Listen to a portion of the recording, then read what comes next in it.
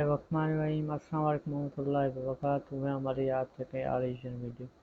اگر آپ میرے چینل پر نئے ہو تو لائک کا شکر اور سبسکرائب اور بیل آئیکن آل پہ کرنا. آج کا ٹائٹل ہے وہی آج کا دن جمعے کا ہے. اس سے آج جمعے کا بیان ہے مفتی طارق مسعود صاحب کا. میں ویڈیو کا لنک ڈسکرپشن میں وہاں واچ کروں. چلو اور ویڈیو دیکھتے ہیں. ویڈیو اینڈ تک دیکھنا.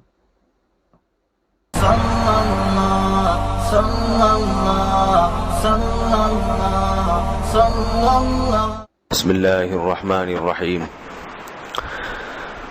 رسول اللہ صلی اللہ علیہ وسلم نے ارشاد فرمایا: ان من افضل ایامکم یوم الجمعہ فاکثروا علی الصلاة فیہ فاکثروا من الصلاة فیہ. فرمایا تمہارے دنوں میں سب سے بہترین دن جمعہ کا دن ہے، اس لیے اس دن مجھ پہ کثرت سے درود پڑھا کرو. فإن صلاتکم معروضۃ علی،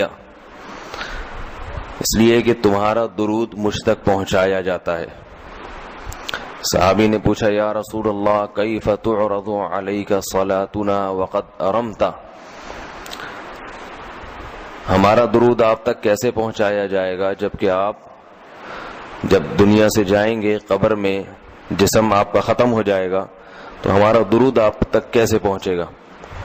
تو آپ صلی اللہ علیہ وسلم نے فرمایا: ان اللہ حرم علی الارض اجساد الانبیاء، اللہ تعالیٰ نے پیغمبروں کے جسموں پر زمین پر پیغمبروں کے جسموں کو حرام کر دیا. زمین کسی پیغمبر کے جسم کو کبھی ختم نہیں کرتی. تو یہ بھی امت کا اجماعی عقیدہ ہے کہ جتنے بھی انبیاء ہیں ان کے جسم بالکل سلامت رہتے ہیں. شہداء میں تو یہ بہت زیادہ مشاہدہ ہوتا ہے، بہت سارے شہداء کے جسم سلامت رہتے ہیں. تو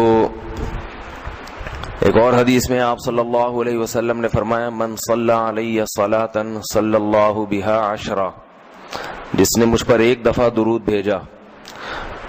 درود کہتے ہیں نبی صلی اللہ علیہ وسلم کے لیے اللہ تعالیٰ سے خصوصی رحمت کی دعا کرنا. ایک ہوتا ہے عام دعا، کسی کے لیے بھی رحمت. صلات کہتے ہیں خصوصی رحمت جو اللہ اپنے خاص بندوں پہ کرتا ہے. اس لیے صلات کا جو لفظ ہے نا، یہ درود اور صلات یہ پیغمبر کے علاوہ کسی کے لیے جائز نہیں ہے، کیونکہ یہ صلات خاص کس کے خاصہ ہے؟ یہ پیغمبروں کا. اس لیے ہم اللہم صلی علی محمد تو کہہ سکتے ہیں، لیکن یوں نہیں کہہ سکتے اللہم صلی علی فلان. تو وہ صلی جو ہے نا، صلات، یہ خاص قسم کی رحمتیں ہوتی ہیں جو اللہ پیغمبروں پر بھیجتے ہیں. تبھی قرآن میں آتا ہے اولئک علیہم صلوات من ربہم ورحمہ، کہ جو لوگ صبر کرتے ہیں ان پر اللہ کی خصوصی رحمتیں بھی ہیں اور رحمت بھی ہے. تو پتہ چلا صلات اور رحمت میں فرق ہے. صلات اعلیٰ قسم کی رحمتوں کو کہتے ہیں. تو آپ صلی اللہ علیہ وسلم نے فرمایا جس نے میرے لیے ایک مرتبہ رحمت کی دعا کی، درود شریف پڑھا میرے لیے، تو اللہ اس پر 10 رحمتیں بھیجتے ہیں. اور جمعہ کے دن زیادہ فضیلت ہے درود شریف پڑھنے کی. البتہ یہ جو جمعہ کے دن میں حدیث مشہور ہے کہ 80 سال کے گناہ معاف ہوتے ہیں جمعہ کے دن درود پڑھنے سے، یہ حدیث سند کے لحاظ سے کمزور ہے. لیکن یہ جو میں نے حدیث پڑھی کہ جمعے کا دن سب سے بہتر دن ہے، فَأَكْثِرُوا عَلَيَّ مِنَ الصَّلَاةِ فِيهِ، لہذا اس دن مجھ پہ کثرت سے درود پڑھا کرو. یہ بالکل صحیح حدیث ہے. تو جمعہ کے دن درود شریف کی اضافی فضیلت ہے. آج چونکہ جمعہ کا دن ہے تو اس لیے میں نے کہا کہ اس بارے میں تھوڑی سی بات کروں. ایک اور حدیث میں آتا ہے رسول اللہ صلی اللہ علیہ وسلم نے فرمایا: لا تجعلوا قبری عیدا وصلوا علی فإن صلاتکم تبلغنی حیث کنتم. فرمایا میری قبر کو عیدگاہ نہ بناؤ. جیسے میلوں کی جگہ ہوتی ہے نا، میلے ٹھیلے، عید پہ جب سب لوگ جمع ہو کے خوشیاں مناتے ہیں، تو جیسے مزاروں پہ ہوتا ہے نا، قوالیاں ہو رہی ہیں اور یہ میلے ٹھیلے ہو رہے ہیں آج کل دیکھا ہے. تو پہلے زمانے میں بھی جب کوئی نیک آدمی دنیا سے جاتا تھا تو لوگ اس کی قبر پہ دھرنے مار کے بیٹھ جاتے تھے، اور وہ مجاور اور یہ سب جو ہمارے یہاں ہوتا ہے.